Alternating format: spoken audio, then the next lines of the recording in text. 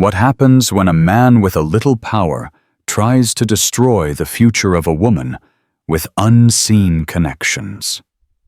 In the sterile, fluorescent-lit halls of JFK International Airport, a single act of malice is about to ignite a firestorm.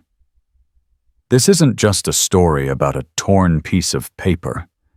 It's a story about the clash between petty tyranny and quiet strength, between a dream almost shattered and a reckoning that will echo from the TSA checkpoint all the way to the highest office in the nation's aviation authority. Prepare yourself for a story of injustice, a shocking twist of fate, and the kind of real-life karma that is both devastating and deeply satisfying. The air in John F. Kennedy International Airport's Terminal 4 was a familiar cocktail of floor cleaner jet fuel and human anxiety. But for Amara Vance, it smelled like victory. Clutched in her hand was a passport, and nestled within its pages was the crisp, embossed F1 student visa that represented the culmination of her entire life's work. At 21 years old, she was on her way to the University of Oxford, the recipient of the prestigious Rhodes Scholarship. Her field was post-colonial literature, and the irony of her current predicament standing in a serpentine queue waiting for the approval of a uniformed American agent before she could depart for the old colonial heartland was not lost on her. She was the pride of her family, the brilliant daughter who had outshone every expectation. Her father, a history professor, and her mother, a surgeon, had instilled in her a quiet confidence and a ferocious intellect.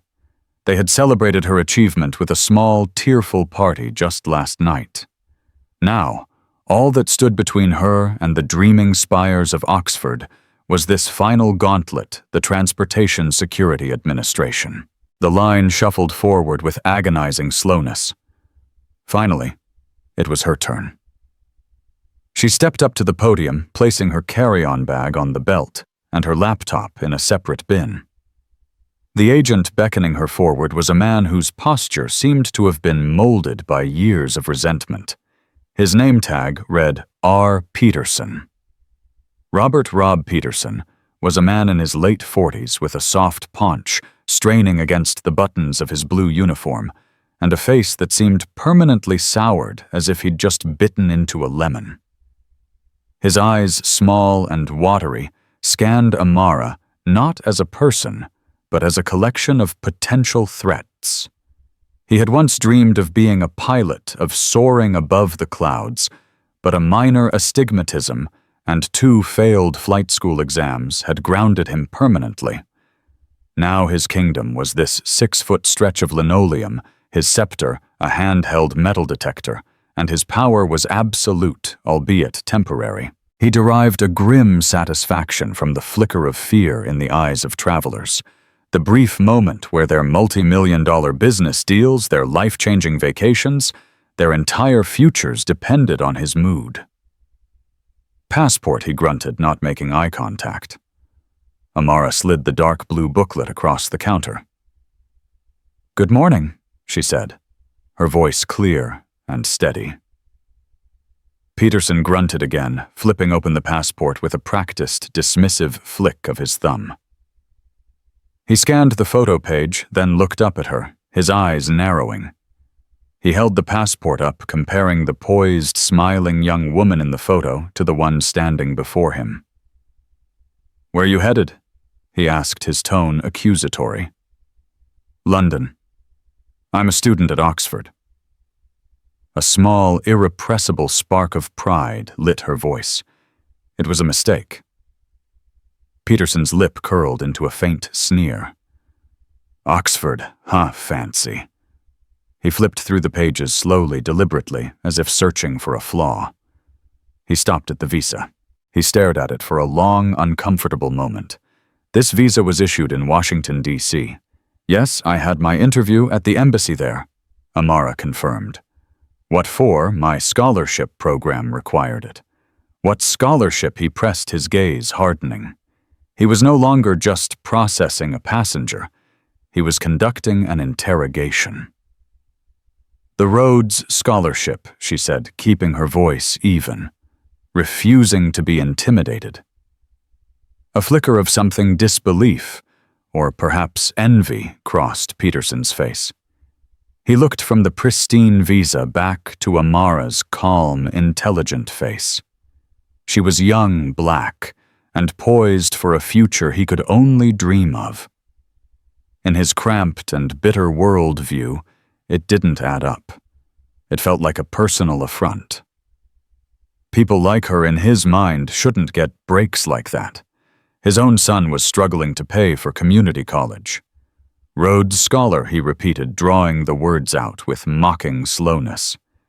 He tapped a thick finger on the visa. Looks a little new. Too crisp.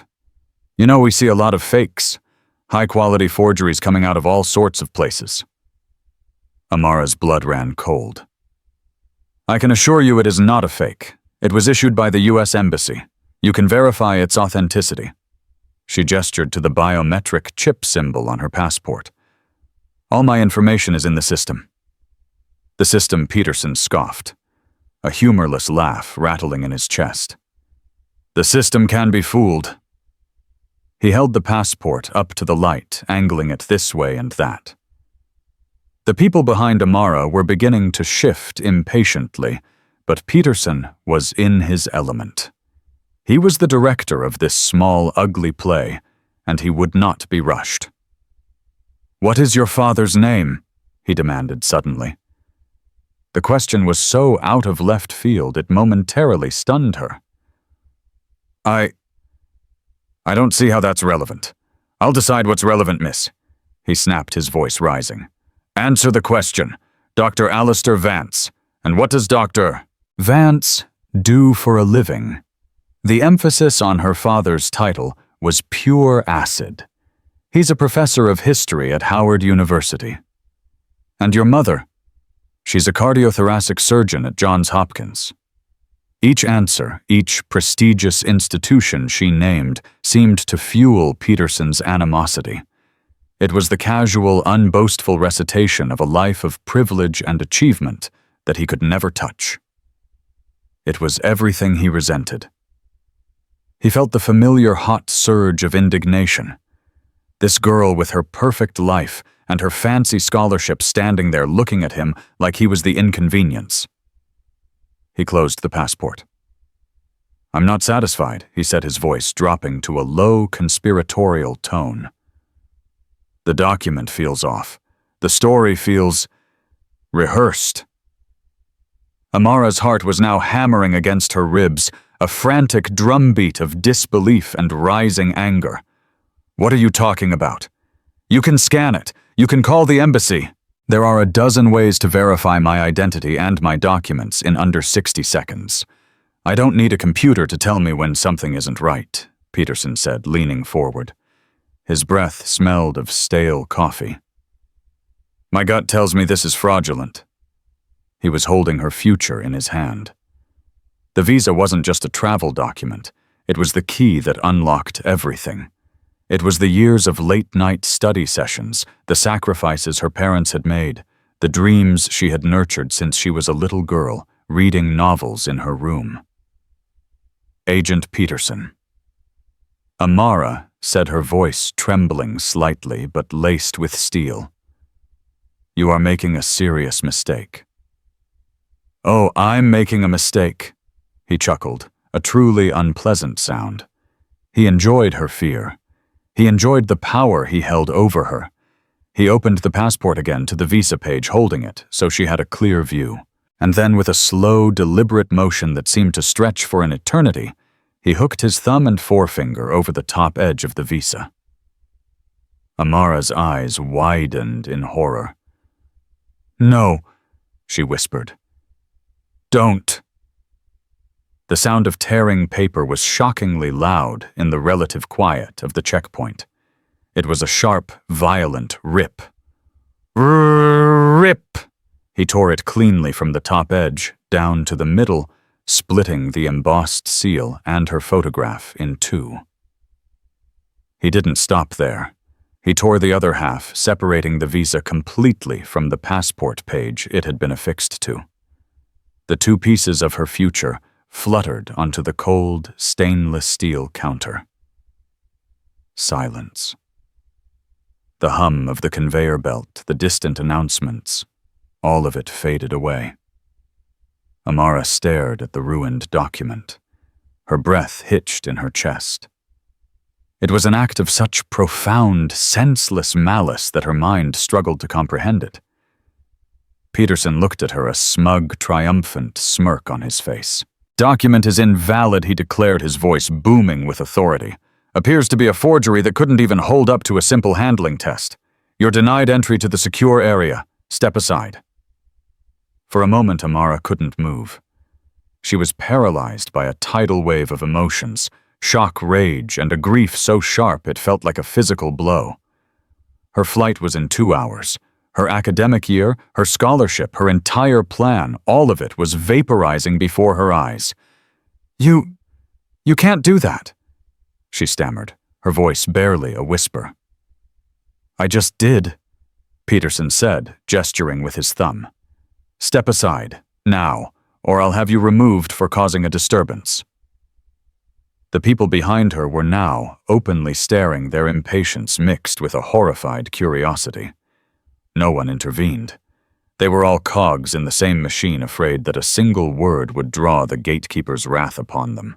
Amara finally found her voice, and when it came, it was not the whisper of a victim, but the low, shaking tone of someone who had been pushed past their breaking point. "You have no idea what you've just done," she said, her eyes locking onto his. Peterson laughed. "I know exactly what I did. I did my job. Now get out of my line." Amara slowly reached into her purse, her hands shaking with adrenaline. She didn't reach for a tissue. She reached for her phone. Peterson watched her amused. "Who you gonna call your fancy professor, Daddy?" Amara didn't answer. She found the number in her contacts, a number she had been told to use only in the gravest of emergencies. She pressed the call button.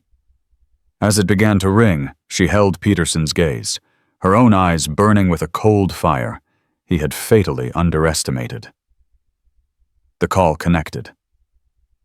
"Uncle Marcus," she said, her voice miraculously steady. "I have a problem." The name Uncle Marcus hung in the air between them, meaningless to Robert Peterson. It was to him just another pathetic attempt by a caught fraudster to save face. He pictured some local lawyer or a small-town councilman. He folded his arms across his chest, the picture of unmovable authority, and waited for the performance to end. Amara turned slightly, shielding the phone with her body to give herself a sliver of privacy. "I'm at JFK Terminal 4. The TSA checkpoint," she said into the phone, her voice low and precise. She recounted the events with a clarity that belied the emotional storm raging within her. She didn't cry or shout. She reported the facts, the agent's name, his accusations, and the physical destruction of her government-issued visa. On the other end of the line, Marcus Thorne listened without interruption.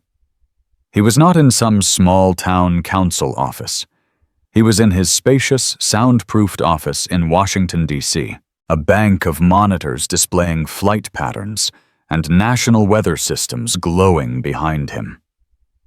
Marcus Thorne was the sitting United States Undersecretary for Aviation Security, a powerful and widely respected figure who reported directly to the Secretary of Homeland Security.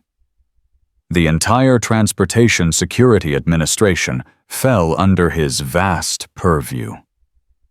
An uncle by deep family friendship rather than blood, he had known Amara since she was born and loved her like his own daughter. As he listened, his friendly public-facing demeanor evaporated, replaced by a mask of cold, controlled fury. He had spent 2 decades building systems protocols and training programs to prevent exactly this kind of abuse of power.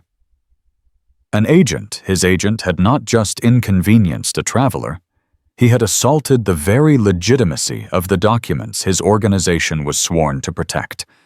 And he had done it to one of the nation's brightest young minds, a girl Marcus personally vouched for.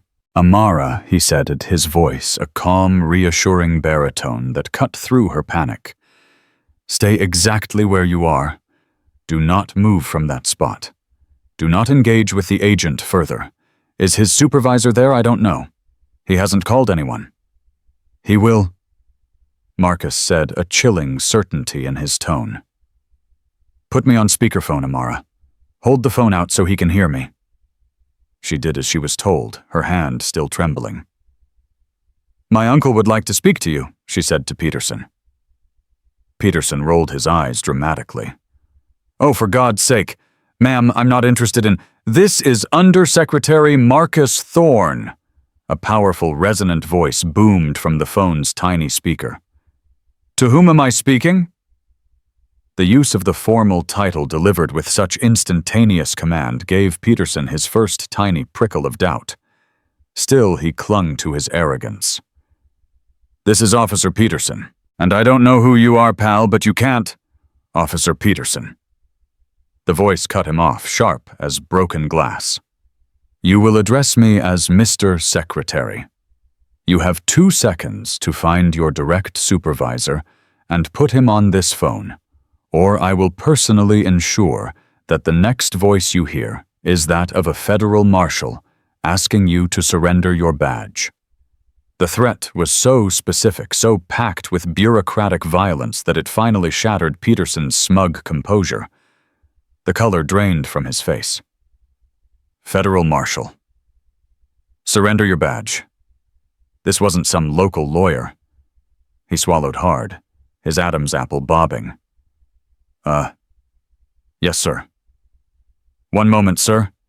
He stammered, his entire demeanor changing in a humiliating instant. He turned his eyes, darting around wildly, and barked into his shoulder radio. "Chen, get to checkpoint Alpha 3. Now." While Peterson was scrambling, Marcus spoke to Amara, his voice softening again. "You did good, kiddo. Just hold on. This is going to be handled." A moment later, a harried-looking man in a slightly better-fitting uniform hustled over. This was David Chen, the checkpoint's shift supervisor. Chen was a man who lived by the primary rule of middle management: avoid trouble, de-escalate conflict, and keep the line moving. A scene like this was his worst nightmare. "What's going on, Rob?" He set his eyes on the growing queue of annoyed passengers. "We've got a bottleneck." This passenger," Peterson stammered, gesturing at Amara. "She's got some guy on the phone claiming to be—" Amara held the phone out to Chen. "He wants to speak to you. He says his name is Marcus Thorne." Chen looked at the phone with suspicion, then at Peterson's pale, sweaty face. He took the phone. "This is Supervisor David Chen." "Who is this Mr. Chen?" The voice from the phone replied, colder and harder than before. "I am the Undersecretary for Aviation Security. I am looking at a live CCTV feed of your checkpoint time-stamped 3 minutes ago, which appears to show one of your officers an R. Peterson willfully destroying a valid U.S. F-1 visa belonging to a Ms. Amara Vance. Before I make a series of calls that will permanently alter the careers of every single person at that checkpoint, I suggest you explain to me precisely what is going on." David Chen froze. The phone in his hand suddenly felt like it weighed 100 pounds. Live CCTV feed. Undersecretary. This was not a drill. This was a Category 5 hurricane making landfall directly on his career. His mind raced, trying to find a path out, a way to contain the damage. His first instinct, honed by years of bureaucratic survival, was to minimize. "Sir, Mr. Secretary?" He began, his voice suddenly obsequious. "I can assure you there has been a misunderstanding." Officer Peterson had a reasonable suspicion about the document's authenticity. "It may have been damaged accidentally during inspection. It's a very chaotic environment here, sir." He was lying to protect his subordinate, to protect himself, hoping to placate the voice on the phone with procedural jargon. It was a catastrophic miscalculation. A misunderstanding. Marcus's voice was now laced with a dangerous calm. "Accidentally damaged, Mr. Chen. I have been in this business for 25 years. I know the difference between an accident and a deliberate act of vandalism. I also know that your officer accused a Rhodes Scholar of forgery without performing a single electronic verification check. Is that standard procedure at JFK now? Mr. Chen tearing up visas based on gut feelings." Chen was sweating profusely now. "No, sir. Of course not, sir." He shot a venomous glare at Peterson, who seemed to be shrinking inside his uniform. "Here is what is going to happen, Mr. Chen." Marcus continued his voice, leaving no room for negotiation. "You will immediately escort Ms. Vance with my profound apologies to your supervisory office. You will provide her with a comfortable chair, a bottle of water, and absolute quiet. You will then confiscate Officer Peterson's badge and SED credentials. He is suspended effective this second. You will ensure he does not leave the airport. The JFK Federal Security Director, Robert Ames, will be meeting him shortly, along with investigators from the Office of Professional Responsibility. Am I making myself clear?" "Yes, Mr. Secretary." "Perfectly." Chen's voice was a squeak. And Mr. Chen, Marcus added one final devastating blow. "Your own conduct and your attempt to misrepresent this incident to me have been duly noted. Expect a call from Director Ames as well." The line went dead. Chen slowly lowered the phone, his hand shaking. He looked at Amara, no longer seeing a troublesome passenger, but the epicenter of an explosion that was about to vaporize his career. He looked at the two torn pieces of her visa lying on the counter like casualties of a tiny, brutal war. Then he looked at Rob Peterson, and his expression was one of pure, unadulterated loathing. "You absolute grade A moron," Chen hissed under his breath. He then composed his face into a mask of strained professionalism. "Ms. Vance," he said, his voice dripping with a false, desperate politeness. "Please come with me. We are so terribly sorry for this inconvenience." As Chen led a still shaken but resolute Amara away from the checkpoint, Peterson stood frozen, the full weight of what he had done finally crashing down on him. The other TSA agents at nearby positions, who had watched the drama unfold, now pointedly avoided his gaze. He was no longer one of them. He was a pariah. The power he had wielded so cruelly just minutes before had vanished, leaving him utterly, terrifyingly exposed. His little kingdom had crumbled, and the call had only been the first tremor. The earthquake was still on its way.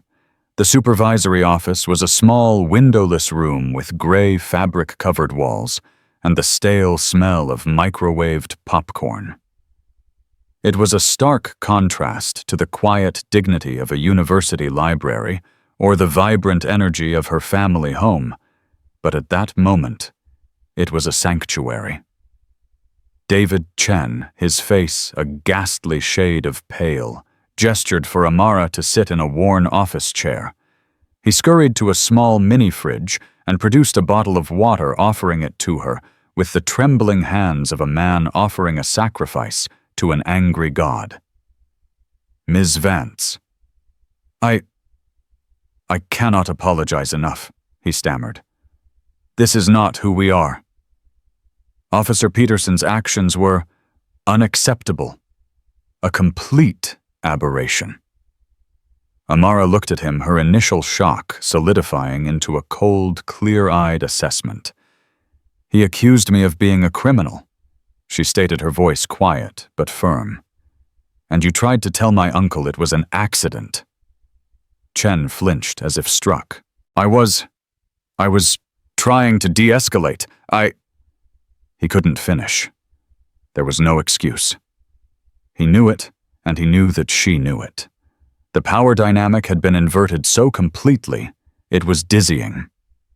Minutes ago, she was at his mercy. Now his entire professional life was at hers. As Chen fumbled for words, Amara's phone buzzed. It was a text from her uncle. An airline representative is on their way to you now to handle your flight. Director Ames is on site. Do not leave that room. I'm on the first flight out of DCA. I'll see you in a few hours. He was coming. The cavalry wasn't just on the phone. It was on its way. A wave of relief so profound, it almost made her knees buckle, washed over her. Meanwhile, back at Checkpoint Alpha 3, the atmosphere had curdled. Rob Peterson stood in a state of suspended animation, rooted to the spot where his authority had been publicly dismantled. His colleagues moved around him like he was a ghost, a cautionary tale already taking shape.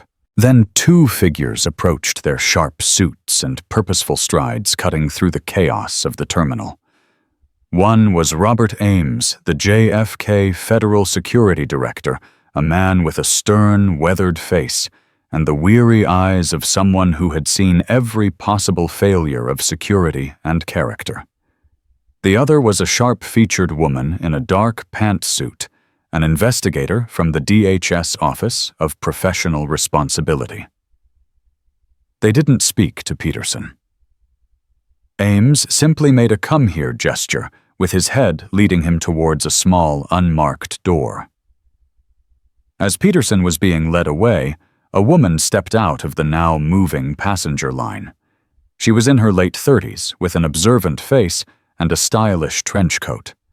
She approached one of the other TSA agents, a young woman who looked thoroughly rattled. "Excuse me," the woman said, her voice crisp and professional. "I was in line just now, and I witnessed that entire interaction with the young lady. I'm a journalist." She produced a business card. It read, "Beatrice Croft, Investigative Reporter, The Atlantic." I also happened to have my phone recording audio of the cue. The agents and the young lady's voices are quite clear. I would like to offer a copy of this to the young lady if she's amenable. What happened here was unconscionable. The young TSA agent's eyes widened. A journalist. A recording. The situation was spiraling further out of control. "She was taken to the supervisor's office just back there," the agent whispered, pointing.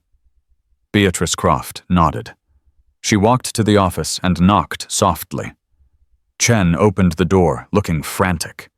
When he saw the business card Beatrice offered, his face fell even further. A media storm was the last thing he needed.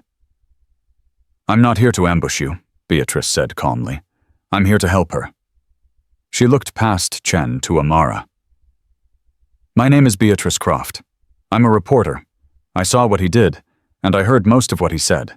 I have a recording. It's yours if you want it, no strings attached. A man like that shouldn't have a badge." Amara stood up, a new kind of strength flowing through her veins. This was no longer just a personal violation. It was a matter of public interest. A witness, an articulate professional witness with evidence, was an invaluable ally. "Thank you," Amara said, her voice filled with gratitude. "Yes, thank you." Beatrice airdropped the audio file to Amara's phone. It was a small act, but it felt momentous. It was a weapon, and it had just been placed in her hands. Just then the office door opened again. A well-dressed woman from British Airways entered, her face a mask of concern. "Ms. Vance, I'm the station manager. We've been contacted by the Undersecretary's office. Please don't worry about your flight. We have you protected. We've already moved you to first class on the next available flight, and we are being advised on how to handle your visa situation. We will take care of everything." The machine was now working for her. The cogs of bureaucracy, which had so recently ground against her, were now turning in her favor with terrifying speed and efficiency. The real drama, however, was unfolding in another even more sterile room elsewhere in the terminal. Rob Peterson sat at a metal table. Across from him sat Director Ames and the OPR investigator Agent Thompson. A digital recorder sat between them. Officer Peterson Ames began, his voice flat and devoid of emotion. "Let's start from the beginning. Recount your interaction with passenger Vance." This was Peterson's chance to show remorse, to plead a momentary lapse in judgment. But his arrogance and resentment were too deeply ingrained. Faced with the collapse of his world, he chose to fight, to lie. "The passenger was belligerent from the start," Peterson began, his voice gaining a whiny, self-pitying tone. "Her story seemed off, very rehearsed. The document, the visa, it didn't feel right. When I examined it, it was so flimsy it tore in my hands. It was an accident. The flimsy material just fell apart. She immediately became hysterical and started making threats." Agent Thompson, who had been silent until now, spoke for the first time. Her voice was soft, but carried an edge of surgical precision, an accident. "Officer Peterson's standard issue visa paper is printed on a high-rag content polymer reinforced substrate. It's designed to be folded, spindled, and mutilated without tearing. You could soak it in water and it would hold together." "Are you suggesting this specific visa issued by the State Department was uniquely flimsy?" Peterson's face twitched. It seemed to be." "And you claim Ms. Vance was belligerent," Thompson continued. "That's interesting, because we have your entire interaction on a high-definition audio-enabled CCTV camera. We also have a separate clear audio recording from a passenger who was standing directly behind her. Shall we play them for you?" Peterson's bluff had been called. The blood drained from his face, leaving behind a waxy, sallow pallor. He was caught. Not just caught, but exposed in a transparent, pathetic lie. Ames leaned forward, his eyes like steel chips. "Rob, you didn't just have a bad day. You didn't just make a mistake. You abused your authority. You profiled a passenger. You deliberately destroyed a federal document, which is a felony. And then you lied about it to a federal investigator. You took a bad situation and you poured gasoline on it." Peterson stared at the table. The smug gatekeeper was gone. In his place was a terrified, cornered man. "I want a lawyer," he whispered. Ames nodded slowly. "You're going to need one." He stood up. "Your employment with the Transportation Security Administration is terminated effective immediately. You are a person of interest in a federal criminal investigation. Surrender your phone and any other airport-issued property. You will be escorted from the building." The walk from the interrogation room to the employee exit was the longest of Rob Peterson's life. Stripped of his badge, his radio, his authority, he was just a man in a rumpled blue shirt. His former colleagues, the people he'd shared coffee and complaints with for years, saw him coming. As he passed, they turned their backs, busying themselves with passengers suddenly fascinated by the screens of their X-ray machines. It was a silent, brutal shunning. He was invisible. The man who held the power of entry and denial was now being unceremoniously ejected, his own access permanently, irrevocably revoked. The wheels of justice, once set in motion by Marcus Thorne's call, began to turn with a relentless, crushing momentum. For Rob Peterson, the world shrank to a series of beige rooms and probing questions. His initial interview was just the beginning. The Office of Professional Responsibility, now armed with CCTV footage, Beatrice Croft's crystal-clear audio, and Amara's composed, detailed statement built a case that was not just compelling, but airtight. The investigation laid Peterson's professional history bare. They pulled his file, and a pattern emerged.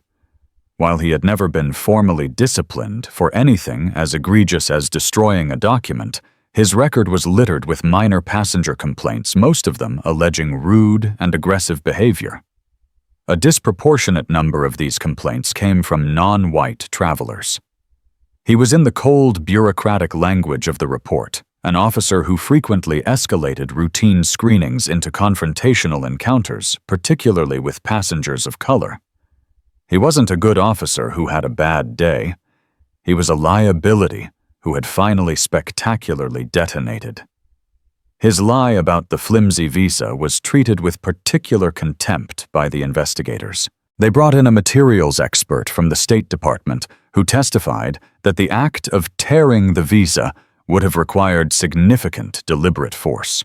It could not have been an accident. Peterson's attempt to paint himself as the victim and Amara as the aggressor crumbled under the weight of objective evidence. The audio recording was particularly damning.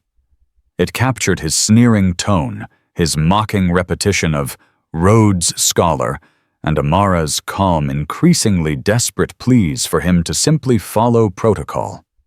Meanwhile, Beatrice Croft was doing what she did best. She didn't rush to publish a salacious blog post. She spent 2 days working her sources. She spoke off the record to contacts within the State Department and Homeland Security. She obtained a confirmation of Amara's scholarship and a glowing character reference from a dean at Howard University. She crafted an article that was not just a story about one bad agent, but a meticulous examination of the unchecked power at security checkpoints and the insidious nature of gut-feeling policing when it's tainted by personal bias. The piece, titled "The Torn Visa: How a TSA Agent's Grudge Nearly Derailed an American Dream," was published on The Atlantic's website on a Wednesday morning. It was an immediate sensation. The story was devastatingly effective because it was so precise. It named JFK Airport. It quoted Amara, with her permission granted after a long talk with her uncle and parents. It detailed the prestige of the Rhodes Scholarship, and it laid out the sequence of events in a calm, factual narrative that made Peterson's actions seem even more monstrous. The audio clip of the confrontation was embedded in the article, allowing millions of people to hear the arrogance in Peterson's voice and the quiet dignity in Amara's. The story went viral. It was picked up by every major news network.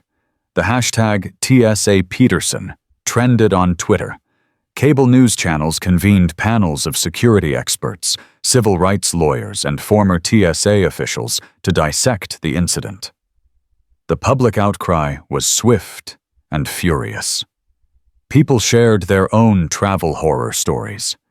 The incident touched a raw nerve in the public consciousness, the feeling of helplessness when facing an agent with absolute power and a bad attitude. The TSA, as an organization, was thrown into full-blown crisis mode. Their press office, accustomed to dealing with complaints about long lines and intrusive pat-downs, was besieged. The initial bland statement about taking the matter seriously and an ongoing investigation was met with public ridicule. Under immense pressure, the head of the TSA was forced to schedule a press conference. Standing before a phalanx of cameras, looking grim and deeply uncomfortable, he publicly apologized to Amara Vance by name. The actions of former Officer Peterson are an embarrassment to this agency and a betrayal of the trust the American people place in us, the administrator said, reading from a prepared statement. They do not represent the values, training, or professionalism of the tens of thousands of dedicated officers who do their jobs with integrity every day. We have offered our unreserved apology to Ms. Vance and her family, and we are taking steps to ensure that something like this never, ever happens again." For David Chen, the supervisor, the fallout was just as severe, if quieter. He was fired not for malice, but for cowardice and incompetence. His attempt to cover for Peterson and mislead a superior officer was deemed an unforgivable failure of leadership. His career in federal service was over. He became a case study in training seminars, a cautionary tale for managers on what happens when you prioritize avoiding a scene over doing your job. But for Rob Peterson, the consequences were far more personal and catastrophic. The media storm had made his name and face recognizable. He couldn't leave his small Long Island house without neighbors staring. The local news had parked a van down his street. His wife, a quiet woman who had endured his simmering bitterness for years, finally reached her breaking point. The public shame, the vitriol online, and the stark reality of their new financial situation were the final straws. One evening, after a stony, silent dinner, she told him she was leaving and taking their son with her. "I can't do this anymore, Rob," she'd said, her voice devoid of emotion. "That anger of yours, you finally let it burn down the whole house, our whole life." He was now truly alone, trapped in the house his federal salary had paid for, with nothing but the television replaying the story of his own self-destruction. The hard karma he had inflicted upon Amara, questioning her legitimacy, attempting to tear up her future, was now visiting him tenfold. His own identity as a federal officer, a provider, a husband had been stripped away and torn to pieces. He was a pariah, not just at the airport, but in his own life. The world he had once judged from behind his podium was now judging him, and the verdict was unanimous. While Rob Peterson's life was imploding, Amara Vance's was being meticulously reconstructed by a bureaucracy now desperate to make amends. The morning after the incident, she was escorted not through the chaotic main terminal, but through a quiet, private security screening area reserved for diplomats and VIPs. Her uncle Marcus Thorne had arrived, as promised his presence a comforting shield against the lingering trauma of the previous day. He held a new passport for her, inside affixed with an official seal from the State Department's Emergency Consular Services was a brand-new F1 visa. It had been processed, printed, and delivered overnight, an act of bureaucratic speed that was nothing short of miraculous. "They owed you that and more," Marcus said, his voice grim as he handed it to her in a private lounge British Airways had provided. "Amara, I am so sorry you had to go through this. It wasn't your fault, Uncle Marcus," she said, her fingers tracing the smooth, untorn edges of the new visa. "He didn't know who I was. He didn't know who you were. He just saw me, and he decided I wasn't worthy." The insight was so sharp, so clear, it made Marcus's heart ache. She understood the core of it perfectly. It wasn't about a document. It was about prejudice given power. The airline had bumped her to their most luxurious first-class cabin. The flight crew treated her with a deference that was almost reverential. As the plane ascended, banking over the Atlantic, Amara looked out the window, watching the land recede. She felt a profound sense of detachment from the ugly scene at the airport. It felt like a fever dream, a story that had happened to someone else. But the shadow of it remained a cold spot in her memory. The consequences for Peterson, however, were just getting started. Termination from the TSA was only the first domino. A week after the incident, the U.S. Attorney's Office for the Eastern District of New York unsealed a 2-count indictment. Robert Peterson was charged with 1 count of willful destruction of a federal travel document and 1 count of deprivation of rights under color of law. The second charge was the most serious. It was a federal civil rights violation. The Department of Justice was formally accusing him of using his position as a government agent to unlawfully deprive Amara Vance of her constitutional rights based on his own personal biases. It elevated his crime from simple vandalism to an attack on the very principles of equal protection. The news of the indictment was another media sensation serving as the capstone on the public narrative.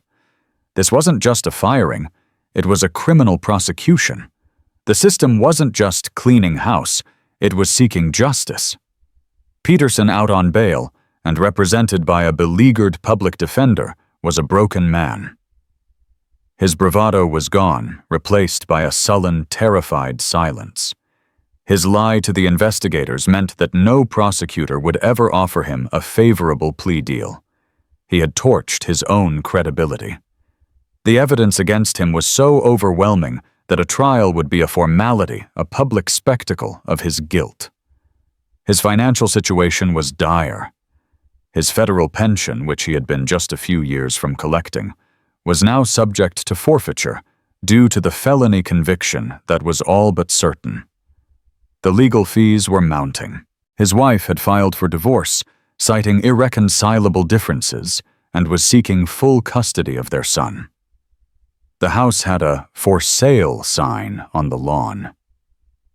One afternoon, months later, as his case was slowly moving through the federal court system, Peterson was working a new job. He was a night shift stalker at a cavernous 24-hour big box store in a neighboring town. The work was anonymous, back-breaking, and paid a fraction of his old salary. He wore a simple red vest, his name Rob printed on a cheap plastic tag. During his break, he sat in the sterile employee break room, scrolling through the news on his cheap smartphone. He saw a headline from an international news source, American Rhodes Scholar, Amara Vance. Delivers acclaimed address at Oxford Union on the new colonialism of bureaucracy. The article featured a photo of Amara. She stood at a grand, historic lectern, looking out at a packed hall. She looked poised, brilliant, and powerful. She wasn't just a student, she was a voice. The article quoted her speech, "Power is not always wielded with a gun or a sword," she had said. Sometimes it is wielded with a rubber stamp, a bureaucratic form, or the arbitrary interpretation of a rule. When prejudice is allowed to hide behind a badge or a title, it commits a unique kind of violence. It seeks not just to control the body, but to invalidate the soul, to tear up the very story of who you are and where you belong. Rob Peterson stared at her face on the screen. He saw no hint of the frightened girl he had tried to humiliate at the airport. He saw a woman who had taken the ugliest moment of her life and forged it into a source of strength, a platform for her intellect. He had tried to break her, but he had only made her stronger. He, on the other hand, was utterly broken. The smug satisfaction he had felt in that moment of tearing her visa had been a fleeting, poisonous drug. The high had lasted for less than a minute. The consequences would last for the rest of his life. He had lost his career, his pension, his family, and his self-respect. He had traded everything for a single pathetic exercise of power over a young woman whose future he could not even comprehend. He turned off the phone, the screen going dark. He looked at his own reflection in the blank screen. A tired, defeated man in a red vest. The karma wasn't just hard, it was poetic. He had tried to deny her entry into a new chapter of her life, and in doing so, he had been violently ejected from his own left, with nothing but the weight of his actions and the bitter taste of a self-inflicted ruin. The ancient city of Oxford was a balm for Amara's soul. The honey-colored stone of the colleges, worn smooth by centuries of rain and ambition, seemed to absorb the harsh fluorescent memory of JFK. She walked beneath the dreaming spires, lost herself in the labyrinthine stacks of the Bodleian Library, and engaged in fierce, exhilarating debates with tutors and peers who were among the sharpest minds of her generation. She thrived. Her speech at the Oxford Union was just the beginning. The experience at the airport had given her academic work a new, raw urgency. Her research on post-colonial literature now had a deeply personal contemporary anchor. She wrote with a fire and clarity that distinguished her even among her brilliant cohort. She was no longer just studying theory. She was analyzing a system she had personally collided with. Yet the victory was not without its scars. She found herself tensing up in queues, her heart rate accelerating when she saw uniformed security personnel. A part of her remained on high alert, a lingering shadow of the helplessness she had felt as Peterson held her future in his hands. She was a symbol of resilience, but she was also a young woman who had been a victim of a vicious, targeted attack. Her uncle Marcus called her weakly, his check-ins a quiet acknowledgement of the trauma that lay beneath the success story. She chose not to follow the day-to-day proceedings of Robert Peterson's court case. Her parents and uncle kept her informed of the major developments, but she refused to let his fate occupy her present. She had a new life to build. The verdict, when it came, was inevitable. A jury took less than 2 hours to find him guilty on both counts. The CCTV footage, the audio recording, and the testimony of Agent Thompson had been irrefutable.